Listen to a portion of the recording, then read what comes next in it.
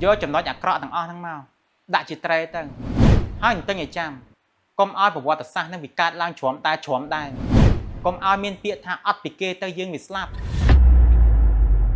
ហើយបាយមានសិទ្ធអីមកហាមឃាត់ខ្ញុំតែងអីរឿងរបស់ខ្ញុំលុយខ្ញុំសិទ្ធខ្ញុំតាចង់ខ្ញុំកុំឲ្យអីវ៉ាន់ពីប្រទេសណាក៏រឿងរបស់ខ្ញុំដែរបាយមានសិទ្ធអីមិននិយាយថាខ្ញុំបាយក៏ចេះដឹងម៉េះធ្វើការដូចគ្នាសោះមានលុយមានកាក់គ្រប់គ្រាន់ចង់តែងអីវ៉ាន់ពីប្រទេសណាគ្មានអ្នកណាគេទៅហាមឃាត់សិទ្ធអនឯងបានទេប៉ុន្តែនៅពេលដែលអនឯងញ៉ាំរបស់គេទិញរបស់គេប្រើប្រាស់របស់គេឲ្យវាមានសតិចេះគិតចេះចាំខ្លះផងថាប្រទេសជាតិយើងរងការឈ្លានពានរងទុក្ខវេទនាមិនខ្លះប្រជាជនត្រូវរត់ចោលផ្ទះសម្បែងក្មេងៗវ័យកំពុងពេញរៀនត្រូវរត់គេចគ្រាប់កភ្លើងគ្រាប់ផ្លោងអត់បានរៀនអត់បានសូត្របងប្អូនពលករត្រូវគេធ្វើបាបឲ្យវាចេះឈឺចាប់ខ្លះផងបើសិនអ្នកដែលលះបង់ជីវិតអ្នកដែលរងគ្រោះទាំងអស់ហ្នឹងជាឪពុកជាបងជាប្អូនជាសមាជិកគ្រួសារយើងនោះការគិតផលអនឯងមិនអញ្ចឹងទេអូនឯងក៏មិននិយាយខ្សោយអញ្ចឹងដែរតែយ៉ាងណាក៏ដោយអ្នកដែលរងគ្រោះទាំងអស់ហ្នឹងសុទ្ធតែជាតិសាសន៍យើងឯណាអូនកុំធ្វើខ្លួនឲ្យដូចសត្វព្រោះមនុស្សយើងវាខុសពីសត្វមនុស្សមានការគិតមានវិចារណញ្ញាណចេះចាំឲ្យចេះឈឺចាប់បាយនិយាយហ្នឹងកំពុងតែប្រឆាំងឲ្យខ្ញុំស្អប់អីវ៉ាន់របស់គេចឹងបងនិយាយហ្នឹងមិនមែនចង់ឲ្យអញទៅស្អប់ខឹងគេទៅតឹងទឹះទេព្រោះជាតិសាសន៍យើងវាមិនមែនអញ្ចឹងទេប៉ុន្តែនិយាយហ្នឹងចង់ឲ្យអញយល់កាលណាដែលយើងជួយទិញគេវាដូចជួយឲ្យសេដ្ឋកិច្ចគេរីកចម្រើនអញ្ចឹងរាល់ថ្ងៃនេះមានមនុស្សកំណត់រយៈមួយចំនួនមិនដែលទាំងប្រើប្រាស់ផលិតផលខ្លួនឯងទេប៉ុន្តែហ៊ានបន្តបង្អាប់ប្រទៀបតម្លៃផលិតផលខ្លួនឯងណោះតទៅទៅលើកផលិតផលផាន់គេលើកតសារផាន់គេឆ្ងាញ់ណាស់ល្អណាស់របស់គេប្រើទៅលុយណាស់ប៉ុន្តែត្រូវចាំថាគ្រប់កសិណដែលគេចំណេញពីយើងទៅគេយកទៅចិញ្ចឹមប្រជាជនគេចិញ្ចឹមសេដ្ឋកិច្ចគេរីកចម្រើននៅពេលដែលគេរីកចម្រើនវាមិនលទ្ធផលវាអញ្ចឹងឈឺចាប់អត់ខ្មាស់គេអត់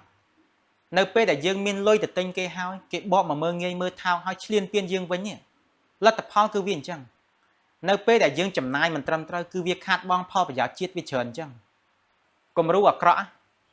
គេធ្វើឲ្យយើងមើលគ្រប់ទម្រង់ពេញភ្នែកហ្មងយកចំណុចអាក្រក់ទាំងអស់ហ្នឹងមកដាក់ជាត្រែទៅហើយមិនទិញឲ្យចាំកុំឲ្យប្រវត្តិសាស្ត្រហ្នឹងវាកើតឡើងជ្រាំដែរកុំឲ្យមានពាក្យថាអត់ពីគេទៅយើងវាស្លាប់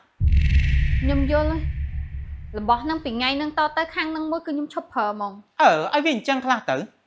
ខ្ញុំខ្លាចតែអញ្ចេះខ្លាចតែថ្ងៃណាមួយគេធ្វើល្អតែបន្តិចចិត្តទុនទៅប្រើរបស់គេទៀតហ្នឹងហើយចុះយើងចាំបាច់ឲ្យប្រវត្តិសាស្ត្រជ្រាំដែរហ្នឹងកើតឡើងម្ដងទៀតធ្វើអីយើងគ្រប់គ្រងផលិតផលក្នុងស្រុកផងយើងទៅយូរនឹងឆាប់គង់តែរីកចម្រើនបងថាបើសិនជាយើងមានស្មារតីជាតិនិយមខ្លាំងណាថ្ងៃក្រោយរីកចម្រើនលើសប្រទេសនឹងផងនិយាយត្រង់ដោយឯងឃើញស្រាប់ហើយកបិតតកាណាកាន់តែសលៀងគឺកាន់តែមុតបានហើយទៅពីត្រឹមថ្ងៃហ្នឹងទៅឈប់ឆ្លោះគ្នាក្នុងផ្ទះដោយសារតែតំណែងដោយសារតែអីវ៉ាន់របស់ប្រទេសហ្នឹងទៀតបើគេដឹង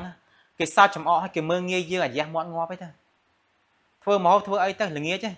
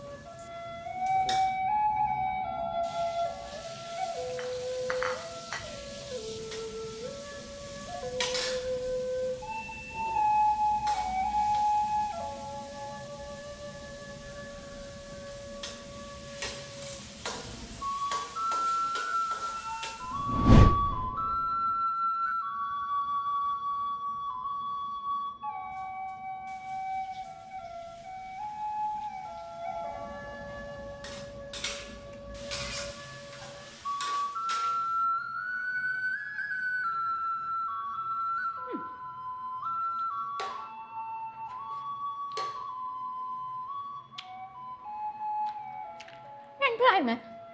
បងតែមកហូបអីឈ្ងុយមែនបាយជួយធ្វើតិចមើលមិនដែរឆ្ងាញ់មែនឥឡូវចេះបច្ចេកទេសឆាថ្មីទៀតហ៎ចែកទេថ្មីអី